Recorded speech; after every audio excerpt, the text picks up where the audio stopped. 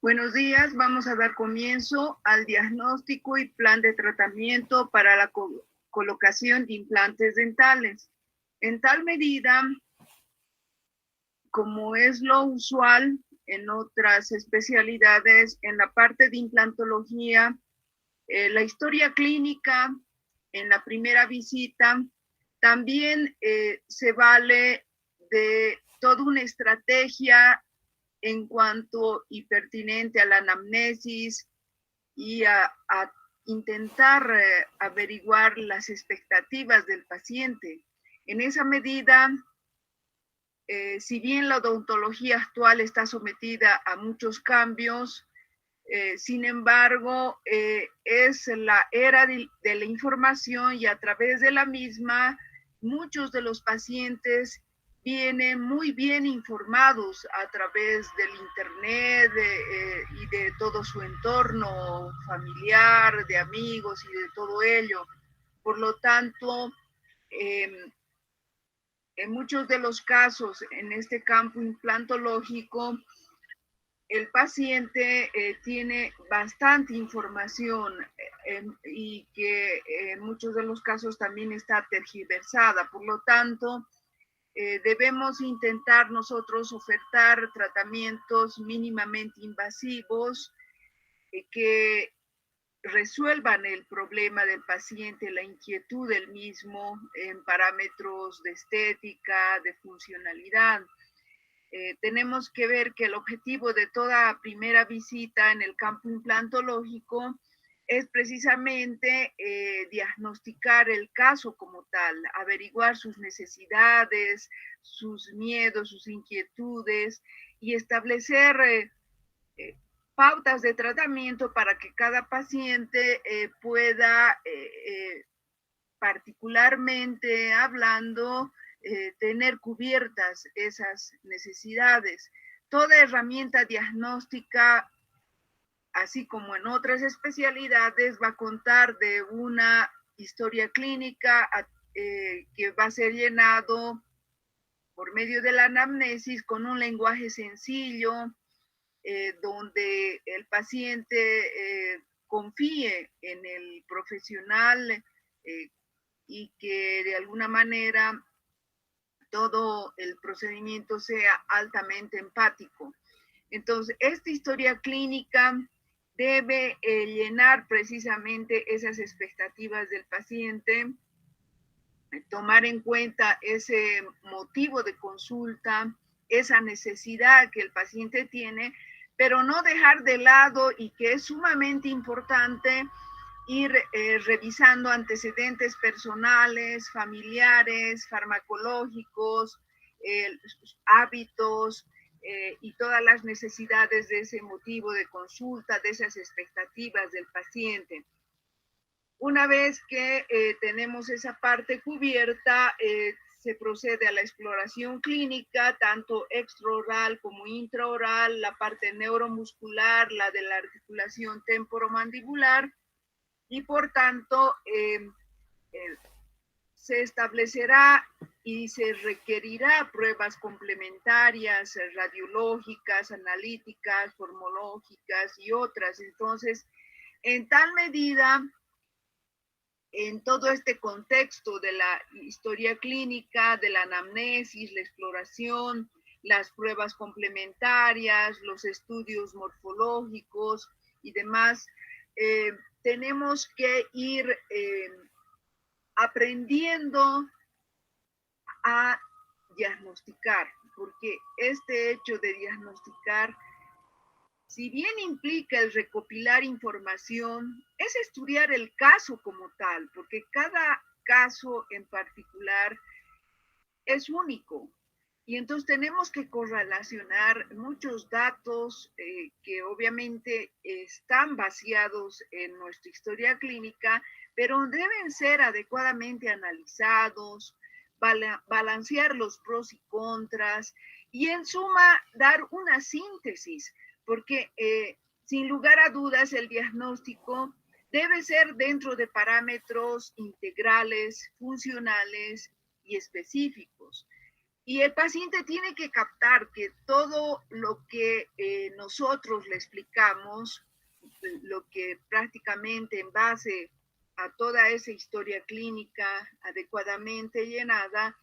podamos nosotros darle el nombre a su enfermedad, darle el certero diagnóstico. Porque una vez que nosotros ya hemos realizado el tratamiento, todo lo que se diga después del tratamiento, el paciente lo va a tomar como excusas y dentro de un campo jurídico, pues de alguna manera las espaldas las tenemos que tener bien cubiertas. Es así que en esta historia clínica va a haber aspectos primordiales para tener en cuenta y pues empáticamente debe ser encauzado y ciertamente orientado con un lenguaje sencillo, adaptado a cada paciente de acuerdo a su grado de preparación cultural, social y todo ello. Entonces tiene que haber un clima de confianza, un ambiente que garantice la privacidad, que ciertamente todo el tratamiento que podamos realizar pues esté tan bien logrado que se mimetice con logros anátomo-morfológicos que realmente le devuelvan una adecuada sonrisa y sin ánimo de ser llamativo el cuadro y demás. Entonces, todo ello en base a procesos de reflexión, a una situación de poder valorar toda la información pertinente que pueda brindarnos el paciente, tener esa confección, además de un historial médico,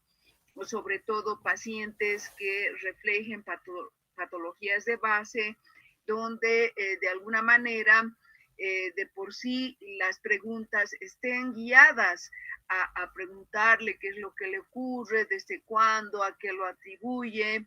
de ver si hay algunas enfermedades con algún componente genético, qué hábitos tóxicos, qué antecedentes farmacológicos, a qué medicamentos es alérgico y todos esos detalles. Y sin lugar a dudas tener una información cabal del motivo de consulta. Entonces, de alguna manera, ir aliviando sobre todo el dolor, el problema, si hay algún grado de infección, alguna situación de malformación, de traumatismo. Entonces, ir por orden de prioridades para cubrir las necesidades de nuestro paciente. Y es en base a esos tipos de dolor, el grado de intensidad del mismo, dónde está localizado, desde cuándo nota esa situación, quién sabe, de fístulas, de presencia de exudados o algunas particularidades que de alguna manera puedan reflejar ser portadores de enfermedades de origen genético, si hay alguna alteración en algún aparato o sistema, alguna enfermedad de base. Entonces, todo ello nos va a encauzar a poder cubrir las expectativas de ese paciente, conocer qué espera de nuestro tratamiento. En realidad, hoy por hoy, continuamente a través del Internet, el paciente exige cierto tipo de tratamientos, por lo tanto, no debemos generar falsas expectativas. Como él no es del área, no es un odontólogo y demás, quien sabe quiere algo de magia, algo que realmente solo Dios puede realizar. Entonces, para eso estamos nosotros, para hacerlo pisar tierra y poderle informar al paciente en forma clara y concisa a qué alcances va a tener nuestro tratamiento en base a todo ese diagnóstico que nosotros hemos obtenido. Entonces, es así que le vamos a pedir las pruebas complementarias luego de haber realizado la anamnesis y la exploración clínica y obviamente tendremos de lado todo el aspecto para poder tener una orientación no solamente en el campo de intraoral, también poder toda la parte, cubrir la parte extraoral, neuromuscular, de articulación temporomandibular, las cadenas ganglionares, todo ello, y también la exploración de los pares craneales, para que con todo ello nosotros podamos pedir las pruebas imagenológicas, o sea, estamos hablando de las clásicas radiografías que pueden ser diversas, periapicales, oclusales, panorámicas, y también las partes de la tomografía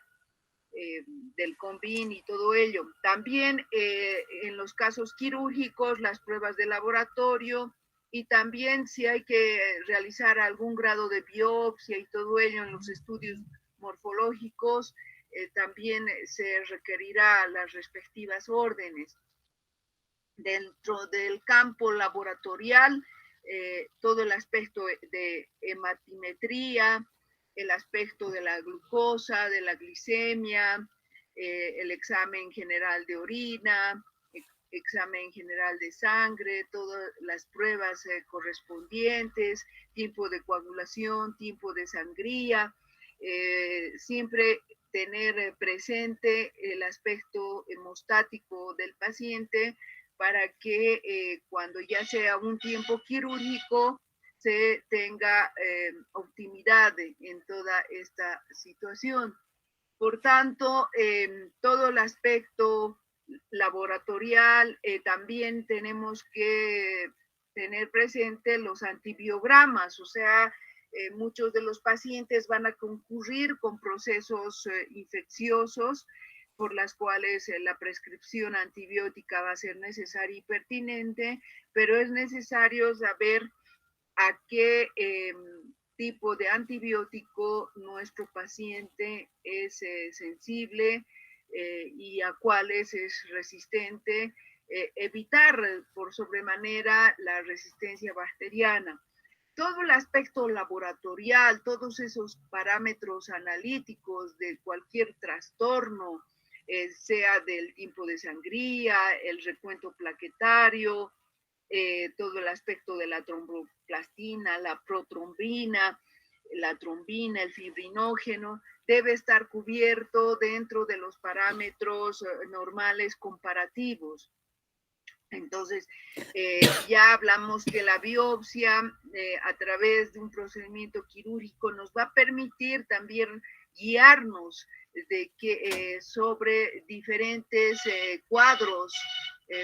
anatomopatológicos que puedan estar complicando todo el cuadro. Es así que en una evaluación médica de todo paciente quirúrgico, es bueno discriminar el tipo de biopsias excisionales, tener los parámetros que de alguna manera nos den la debida información comparativa a través de un informe que recibimos del laboratorio histopatológico para lógicamente entablar un adecuado tratamiento. Entonces, dentro del marco de la parte imagenológica, si bien siempre va de la mano del aspecto clínico,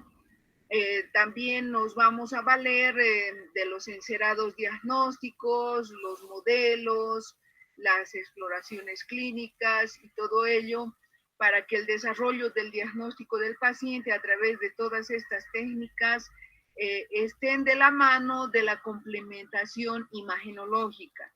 y que por lo tanto el estudio del paciente, de la clínica y de la radiología vayan a buen término. Dentro de ese diagnóstico radiológico y de implantología hay que detectar posibles asimetrías faciales dentro de ciertos planos, la línea bipupilar, la línea media facial, la línea que une las comisuras labiales, todo ello podrá de alguna manera, a través de planos, podernos discriminar lo normal de lo patológico. Es así que la superficie anterior o ventral podrá ser visualizada a través de la superficie frontal, lo mismo que la superficie posterior o dorsal, será el que la visualicemos en la parte contraria a la anterior, o sea, toda la parte de atrás, de todo lo superior cefálico craneal, son zonas más cercanas a la cabeza, lo caudal más a los pies, lo medial más hacia línea media, lo lateral hacia la periferia. Entonces, por tanto, en muchas de las radiografías, en este caso laterales, se va a situar al paciente en el espacio y se va a adquirir las diferentes posiciones, pero utilizando 3 planos de referencia. Entonces, habrá el plano frontal o coronal, el plano transversal, el sagital, el de Frankfurt y el de Camper. Entonces,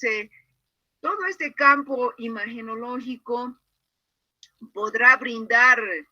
junto a la parte clínica un conjunto de herramientas que nos llevarán a un adecuado, inicialmente diagnóstico presuntivo y posteriormente un diagnóstico definitivo. Vamos a tener radiografías intraorales y extraorales. En las intraorales, las periapicales, las oclusales; en las extraorales,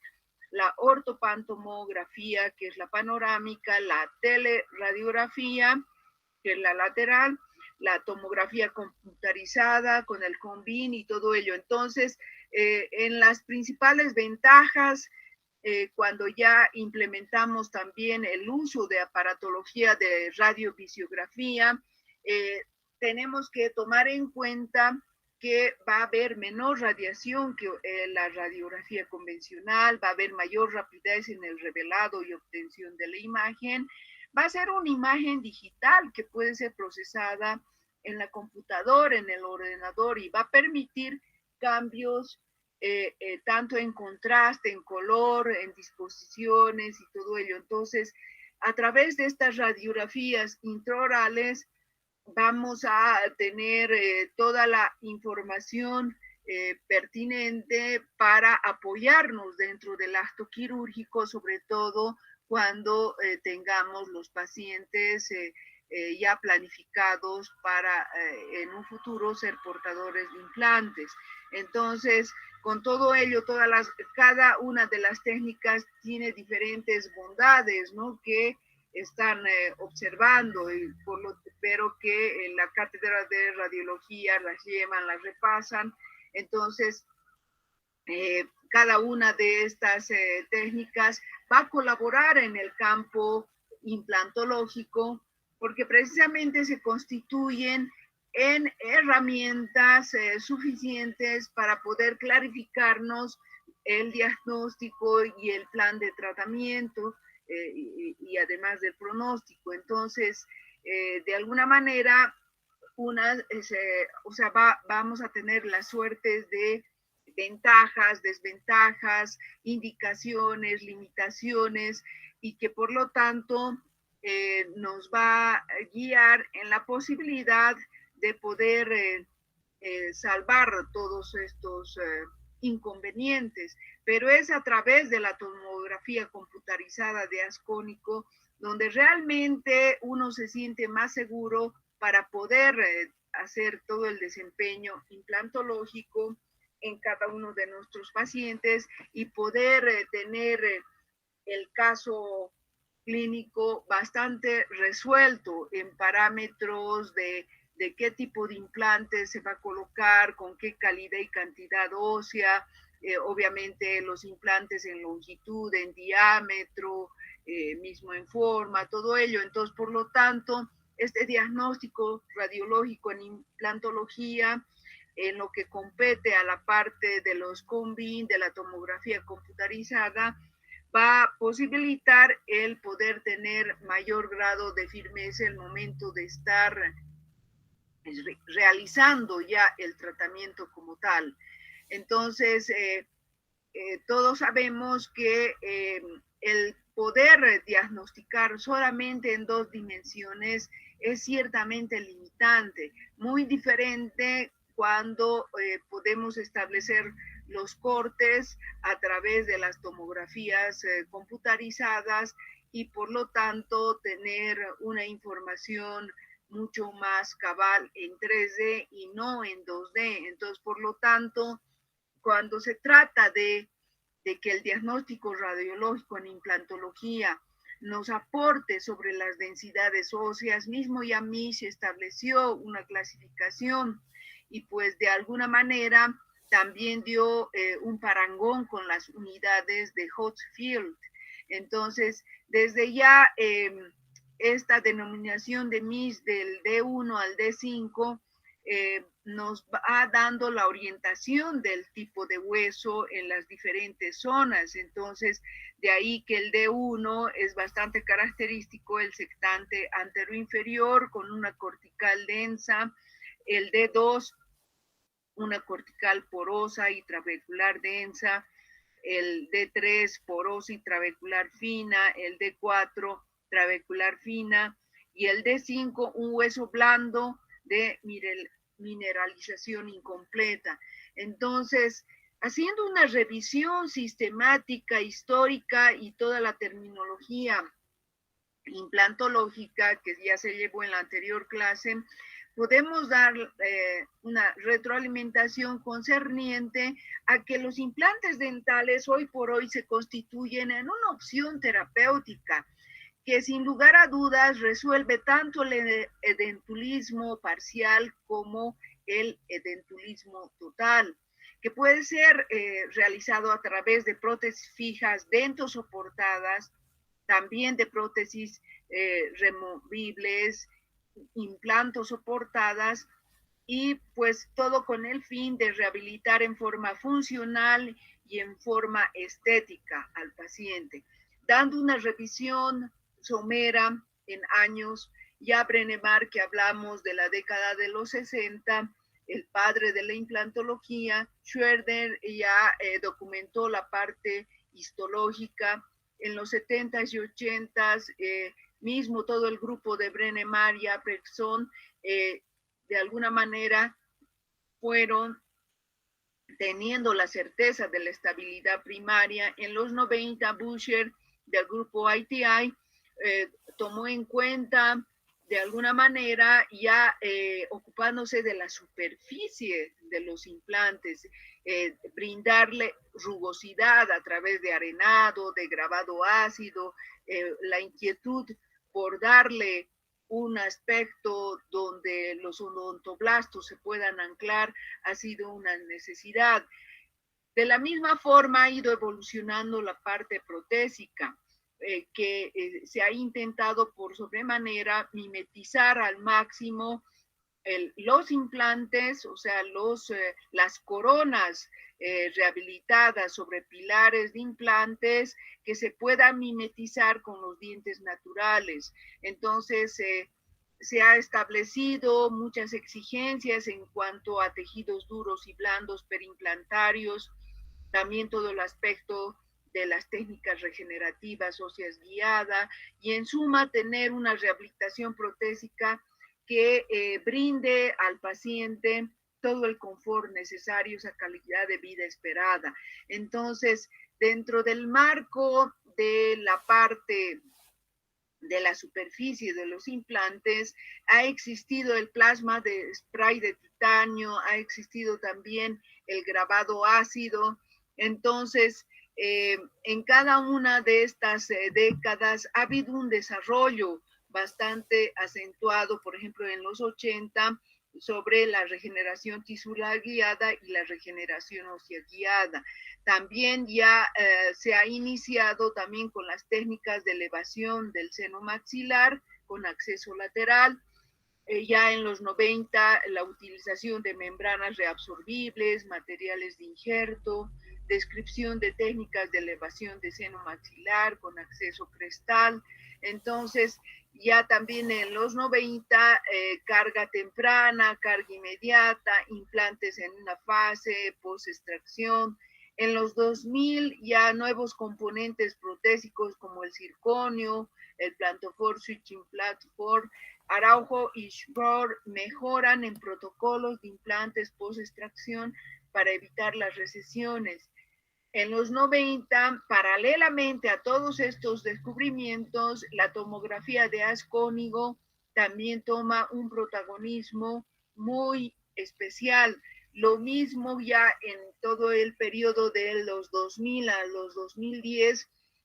todo el aspecto del flujo digital, los análisis de frecuencia de resonancia magnética, férulas estereolitográficas, cirugía guiada por ordenador, los diseños CAD-CAM, el escáner intraoral, todo ello ya ha ido dando un contexto dentro de toda esta revisión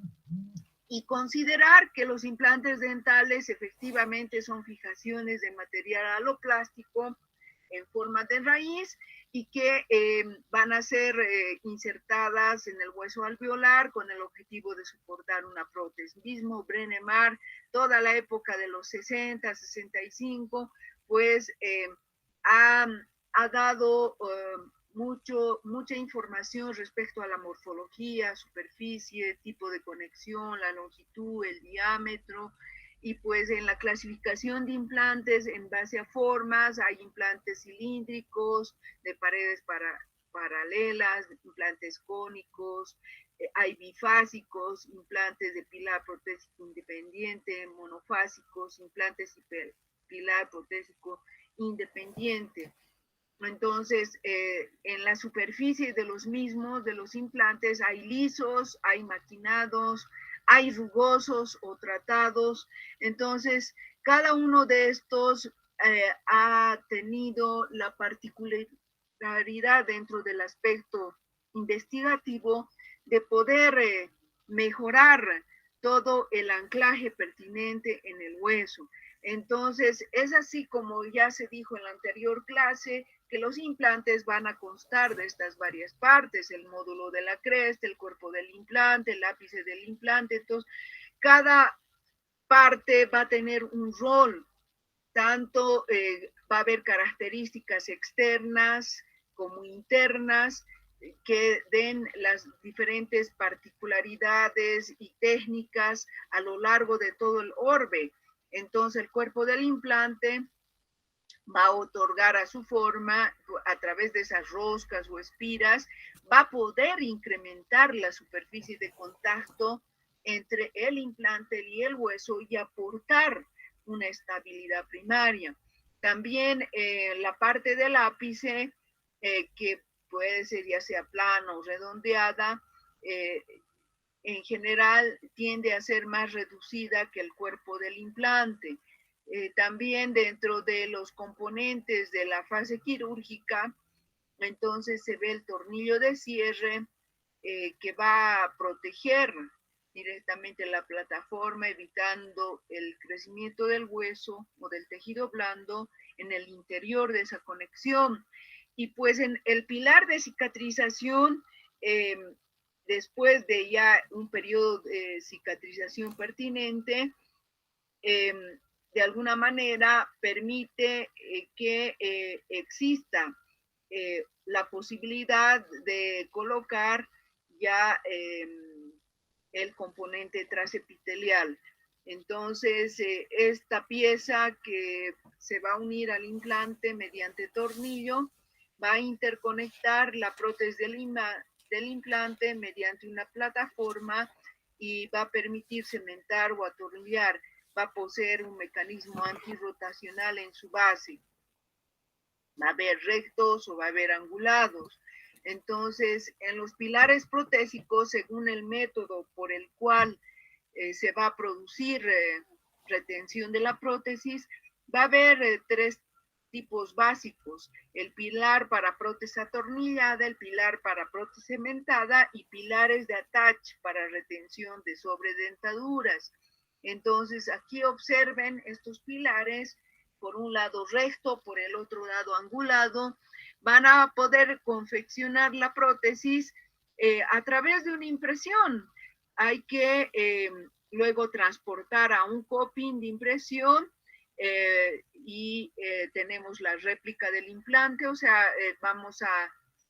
de alguna manera tener el pilar de la impresión y el análogo del implante,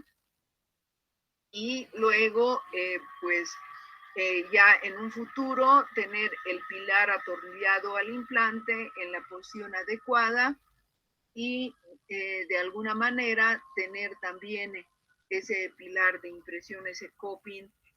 perentorio para poder realizar la futura prótesis. Cuando labramos un lecho óseo en el hueso de nuestro paciente, entonces tenemos que reconocer estas fases que de alguna manera son la inflamatoria, la proliferativa y la etapa remodelativa. Entonces, en esa coyuntura, la fase inflamatoria permite y forma un coágulo sanguíneo, y pues se piensa que esa oxidación superficial espontánea permite que de alguna manera existe una capa de óxido superficial del implante, y pues es a través de fuerzas de Van der Waals por que de alguna manera todas las espiras, toda la superficie se va impregnando de ese coágulo, va formando una red de fibrinas, y por lo tanto, luego de un tiempo, ya a través de una estabilidad primaria, se autoforma el tejido. En la fase proliferativa va a haber fenómenos de osteoconducción, osteoinducción y osteogénesis. Entonces, de alguna manera, esta situación de la superficie del implante va a realizar toda una reacción por la cual los osteoblastos puedan, merced a esa red de fibrina, poder proliferar. Y es así que ya en la fase proliferativa, todas estas células pluripotenciales indiferenciadas van a alcanzar toda la superficie del implante, y por tanto tienen también la capacidad de diferenciarse en las diferentes tipos de células con los fenómenos acostumbrados de osteoconducción, sobre todo, y en algún caso de osteoinducción, en la medida de las posibilidades de la zona donde se han colocado los respectivos implantes. Tenemos que tomar en cuenta que va a haber factores de crecimiento transformadores, factor de crecimiento derivado de las plaquetas. Entonces, en toda esta fase proliferativa va a tomar protagonismo esta formación de nuevo hueso desde las paredes del hueso existente hacia la superficie del implante. Y entonces, por tanto, cada una de las paredes óseas va a estar impregnada de toda esta suerte de situación. Es precisamente en esta fase de remodelación que va a surgir a consecuencia de procesos de revascularización, de diferenciación, proliferación y activación celular, que va a existir y va a dar lugar a esta fase. Se va a generar por medio de una matriz de tejido conjuntivo inmaduro que va tomando un curso remodelativo. Y pues en todo este andamiaje, la formación de tejido óseo maduro mineralizado va formándose.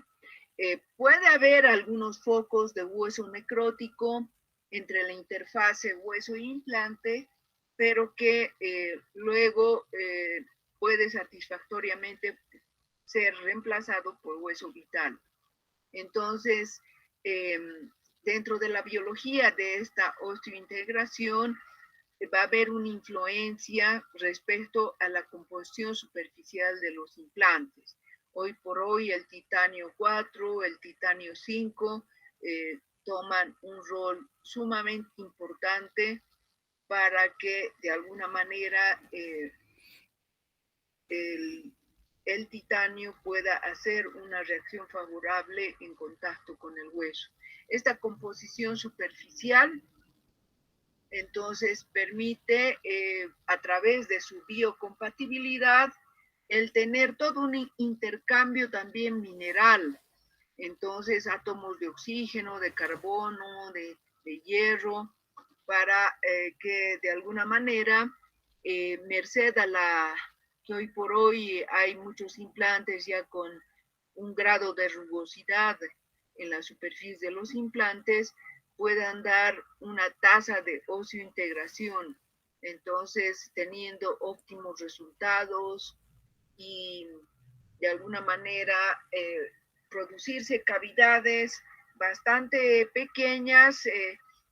que tengan injerencia de ese intercambio mismo, la impregnación de los osteoblastos en todas estas superficies rugosas con 1 a 2 micras simplemente, pero a un nivel muy intrincado. Entonces todo este grado de rugosidad va a permitir que el contacto entre hueso e implante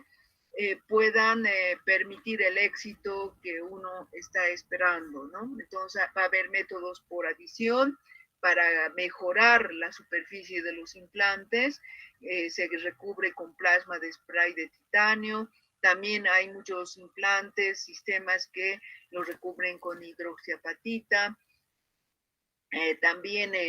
a través de grabados ácidos, también se permite que por método de subtracción esté el titanio adecuadamente anodizado, grabado, formando microcavidades ultra microscópicas para poder tener un anclaje mecánico microscópico.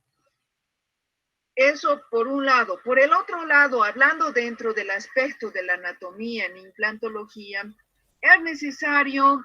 tener presente que si bien es una especialidad que amerita mucha responsabilidad y compromiso, se precisa tener un conocimiento anatómico de las estructuras a pie puntillas, es decir, tener el dominio y el conocimiento es sumamente importante para evitar tener problemas de hemorragias, tener problemas mismo de fracaso de los implantes en áreas demasiado abiertas con un trabeculado muy ancho. Entonces, y obviamente todos los parámetros anatómicos, las estructuras, tanto óseas como vasculares, nerviosas, tienen que volverse a repasar en forma muy responsable cada una de las cavidades que podrían tener conflictos, en este caso el seno maxilar, saber la cantidad de paredes que podemos vulnerar, esas 6 paredes óseas, tenemos que tener un dominio sumamente importante en cuanto a la parte cortical de esas paredes, como también a través de sus tejidos blandos de membranas mucoperiósticas, la membrana sinusal de Schneider, si existiese algún problema patológico de engrosamiento de la membrana o habría problemas hiperplásicos o en demasía muchos septus y los riesgos correspondientes a perforación, todo ello. Entonces, todos los parámetros anatómicos es necesario volverlos a repasar en forma adecuada. Mismo aquí están observando cómo se está trasluciendo la arteria infraorbitaria, una anastomosis intraósea, y que por lo tanto es importante el momento de estar dentro de parámetros de planificación de implantes. Entonces, Lo mismo, muchas estructuras anatómicas, en este caso, este agujero infraorbitario, el poder saber su curso, su recorrido, lo mismo con el agujero incisivo, o sea, todas estas estructuras que si bien han sido materia de primer año, es ya en el momento de la especialidad, luego de haber egresado, que uno tiene que dominarlas con mucho criterio para que de alguna manera todas estas estructuras en el momento de la inserción de implantes no sean vulneradas, no solamente parámetros de estructuras óseas, sino las mucosas, también las vasculares, las nerviosas. Entonces, sin lugar a dudas, parámetros del dentario inferior, del mentoniano, del nervio mandibular, todo ello es necesario reconocer su importancia de estos nervios incisivos y todo ello, y obviamente la emergencia de los mismos, ¿no? A través de, en este caso, agujero incisivo, el nasopalatino y todo ello. Entonces, es importante que respetar, en este caso, por ejemplo, el nervio lingual, para precisamente evitar tener parestesias, para provocar neuralgias, todo ello. Entonces, las inserciones musculares deben ser respetadas y pues arterias sublinguales, ni qué decir, evitar dañar para no provocar un sangrado profuso, provocar hematomas. Entonces, por lo tanto, todo este conjunto de estructuras anatómicas debe ser en forma responsable. Ahora, toda esta clasificación cuantitativa de Likhaut y Sartre, que ya se repasó en el anterior tema, de todas maneras, es bueno también tener los parámetros tanto en establecer la densidad ósea, el grado de hueso cortical, hueso esponjoso, tanto en cantidad como en calidad. Y es así que las unidades de Hounsfield se interrelacionan con esta clasificación y es necesario que aprendamos a interrelacionarlas para que podamos de alguna manera establecer un adecuado diagnóstico. Entonces, la A ya están observando hueso abundante, la B casi suficiente, la BAN hueso comprometido, la C hueso comprometido y la D hueso deficiente. Entonces, en esta clasificación de Misch y Judy se ha aumentado dos subcategorías de altura ósea inadecuada y anchura ósea inadecuada. Por eso se aumenta esta AN y esta AL, ¿no? Entonces, de alguna manera poder tener estos parámetros y en las diferentes zonas es sumamente importante el rato que nosotros estamos reconociendo la cantidad y calidad ósea, todo con el sano objetivo de poder elegir el implante, tanto en parámetros de longitud, de diámetro, porque realmente la disposición ósea, sin lugar a dudas, puede ser una limitante y ciertamente lo es. Entonces, ya pasó a la historia que pues en la década de los 70s, 80s se colocaban los implantes donde solo había hueso. Hoy por hoy ya se dijo que toda esta planificación en altura y en anchura y demás de la cantidad de tejido óseo que uno tiene va a ser guiado por la prótesis. Todas estas distancias mínimas entre diente e implante, entre implantes, todo ello que ya se repasó, nos van a dar pautas para poder nosotros planificar cuánto con cuánto de hueso contamos y pues poder responder todas estas inquietudes nuestras en base al CONVIN que tengamos del paciente. Entonces, es sin lugar a dudas que los distintos tipos, tipo A, tipo B, tipo C, AN, tipo C, AL, todo ello nos van a orientar si lo vamos a hacer a través de osteoplastía, vamos a colocar implantes estrechos, injertos óseos, todo ello. Entonces, de alguna manera, en estos huesos comprometidos, también tener estos parámetros en términos de anchura, de altura, de angulación, todo con el sano propósito de ver todas estas estrategias de estos diferentes, porque este tipo C, la osteoplastía, los injertos óseos, implantes estrechos, el levantamiento de seno, el colocado de implantes cortos, todo eso. Y claro, en el caso de tener hueso deficiente, en este caso realmente son casos extremos, ya planificar sobre dentaduras implantosoportadas, donde tal vez ya a través de implantes cigomáticos o de técnicas regenerativas, injertos óseos, todo ello. Entonces, no dejarnos de lado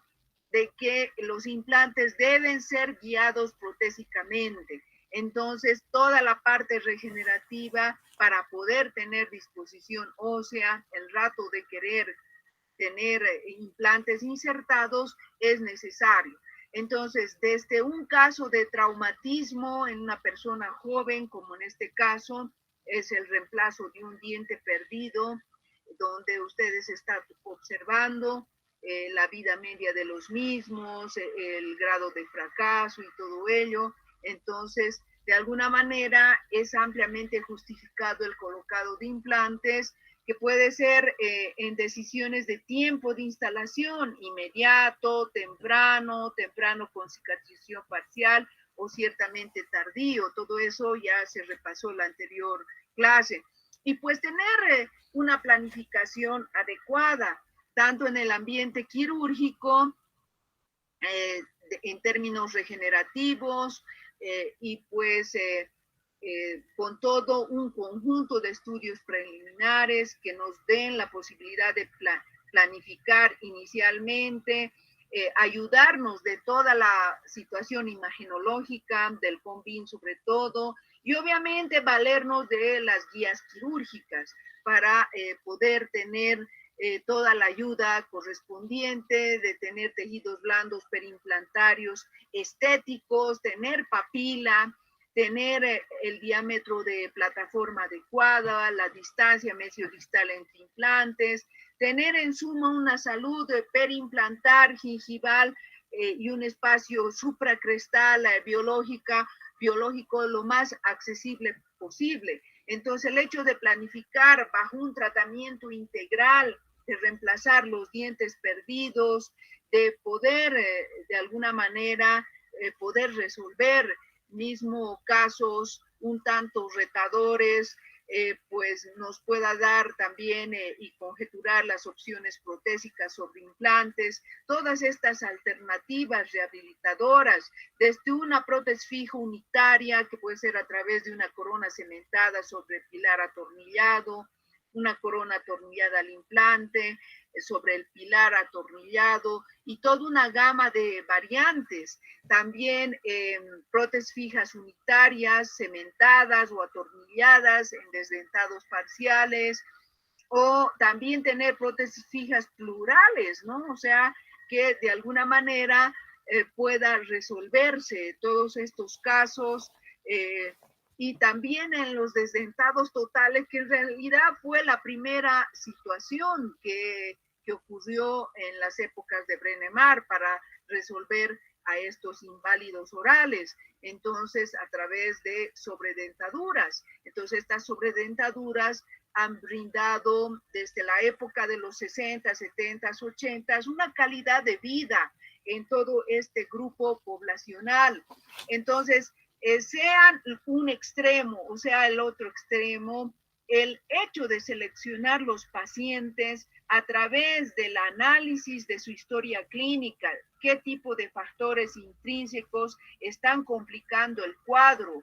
qué factores comportamentales, o sea, malos hábitos, situaciones de control de placa y factores locales, ¿no? O sea, lo que ahora tiene el paciente en parámetros de mucosa, periodonto, prótesis, también factores anatómicos, cantidad de tejido óseo, de tejido blando, el aspecto funcional y obviamente si va a soportar un tratamiento de carga inmediata o diferida y también todas las condiciones en parámetros de tejidos blandos y de tejidos duros y obviamente ese examen clínico exhaustivo con una evaluación protésica, un examen radiográfico, con todo esto podremos nosotros poder llevar a cabo el tratamiento quirúrgico implantológico respectivo, porque sin lugar a dudas estar dentro de un protocolo que observe el hecho de no infectar el hecho quirúrgico, eliminar la infección cruzada, cumplir con parámetros de esterilidad, con un cirujano y ayudantes adecuadamente preparados, capacitados. Todo este protocolo quirúrgico puede llevarse a buen término, ¿no? Entonces, el momento ya sea de colocar 4 implantes o implantes o 2 implantes y pues confeccionar en laboratorio previamente las férulas quirúrgicas para que nos den la posibilidad de la guía, una guía adecuada donde de alguna manera nosotros podamos resolver el problema del edentulismo, ya sea parcial, ya sea total, y también tener y discriminar hoy por hoy estos protocolos quirúrgicos del implante inmediato post-extracción, como en este caso. Entonces, donde desde ya se ha colocado el implante en el mismo momento. O también tener la colocación de implantes con técnicas a colgajo, como están observando, ¿no? Igual se ha confeccionado una férula quirúrgica para conseguir los fines. O tener, por último, la colocación de implantes con la técnica de flatless, es decir, esta técnica por la cual nosotros no precisamos abrir un colgajo. Esta técnica flatless, o sea, que está en inglés, que quiere decir sin colgajo, de alguna manera, si bien amerita tener mucha ya casuística, muchas horas de vuelo para no producir dehiscencias, fenestraciones, sin embargo, hoy por hoy es una técnica lo más atraumática posible y que realmente está teniendo muy buenos resultados. Sin embargo, es necesario tener un dominio y quién sabe haber preparado todas las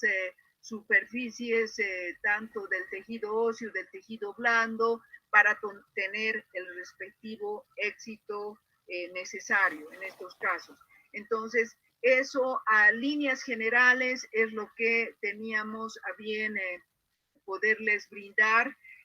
Una segunda situación, todavía van a tener 2 clases más de implantes, entonces espero que las disfruten para que de alguna manera ustedes